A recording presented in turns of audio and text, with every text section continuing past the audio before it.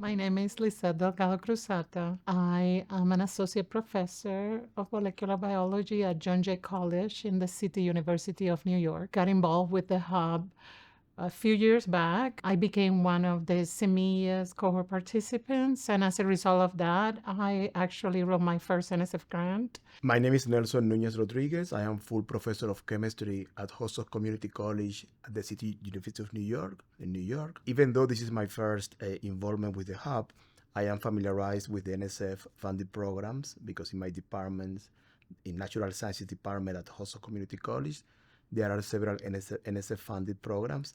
And also, I have been collaborating with Professor Lissette Delgado in several NSF funded programs. So somehow I have an understanding of the program, the mission. I have been also running several activities in my institution based on NIH grants that indeed foster the development of professional activity for faculty or future faculty members who are currently in the postdoctoral positions. Indeed, I was Professor Delgado as a mentor in this regard, and as an active member of the hub, pass the information about this possibility, and I'm here exploring grant opportunities and naturally enhancing my networking and learning from each other, like several ideas and concepts that we have been discussing along the days. It is a pleasure to work with Dr. Serrano and Zavala.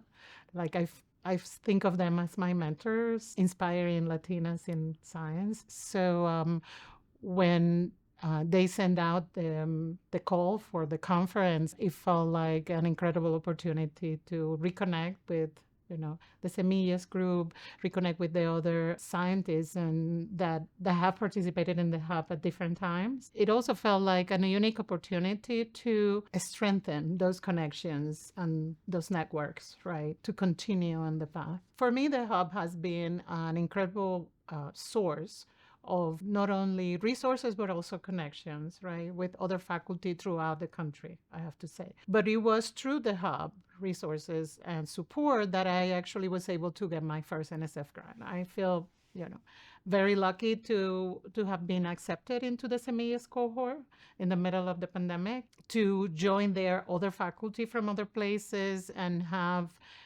for the first time, heard about how NSF grant writing was and what were the requirements to put the grant together. It was also very important, the opportunity to have one-on-one meetings with Dr. Serrano and Zavala and talk about what were the specifics of my institution or things that I was considering to do. I participated along with the Semillas sessions on a lot of different workshops, evaluation workshop, developing hypothesis workshops. They were very good. The people that were giving these workshops were amazing, but they were also from other places in the country that I would have not thought, to reach out to, or places people I really didn't know. All of that was essential for my grant to be successful on the first round.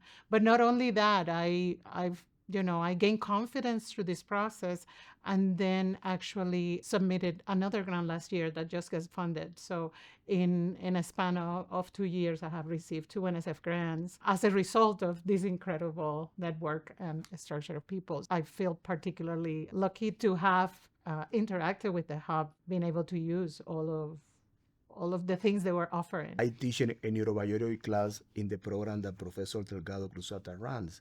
And the class, even though it's neurobiology, has like a socio-emotional component, trying to foster sense of belonging in the students who are taking the class. So the class has like several podcasts where a student encounters neuroscientists for their own background, Latino women who are pursuing neuroscience careers. So, and for me, that we have been learning a lot about intersectionality in this hub conference, the class has been an opportunity to learn.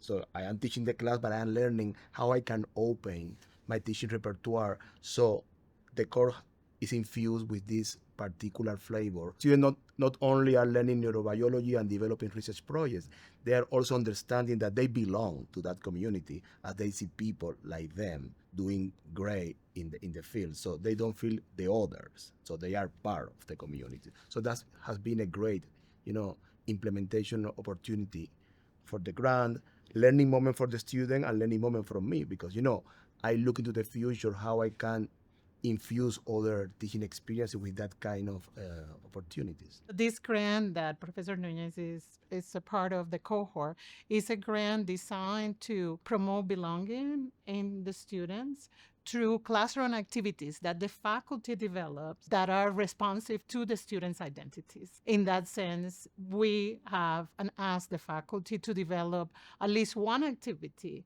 that is specific to that identity of the students that we have in the classroom. We believe that that actually will inspire them to be scientists and increase their sense of belonging. Now, what we found that seemed to be very interesting and worth of a lot of investment was that if we track those students that enter the major in the sciences, we see that they actually graduate. They don't leave the college. They just do not graduate with a science degree. So understanding that through our own data, right, help us then see an opportunity and a need to intervene and do something to encourage these students to stay in STEM, right, and to graduate with STEM degrees. With my biology background, it's important for me to get this flavor about sociology and other perspectives regarding not only how to write grants, understanding, new way to perceive realities and, and understand at the same time the realities shaping my way of thinking when I write grants, when I perceive my students. So for me, that's, a lesson learned that immediately I am thinking how to apply in my next writing piece or how to bring back to my institution that conversation. What is the best way to open that conversation in my institution? Considering, this idea that, we are minority, we don't have problems of diversity. We have in that moment that we need to keep disaggregating and understanding the reality. Today in our classes, last week, half of my class is observing Ramadan. And they are talking about that. They have, the daily life change. So, and they are talking about that. And how can we accommodate, that was a real question, the class setting and the expectation to this month. Another student, were respectful and we had the conversation, how we can navigate Ramadan together. Because, half of the class is going through. So that's a reality that I'm facing in today when I come back to the classroom. In addition to that, I would say that is also just meeting new people, even through all these years interacting with the hub, scholars that are doing incredible work, like Nancy Lopez. I just got to meet her and talk about her work and talk about street race, and I'm, basically very excited to gain more knowledge and to interact with other faculty. I always think about opportunities then to expand on some of these grants, right, that are already running, but what is the next iteration and how could we build collaborations across different institutions that share characteristics and that share challenges, right? But we, from different perspectives, can actually build a stronger strategy to actually address the needs of these students in HSIs.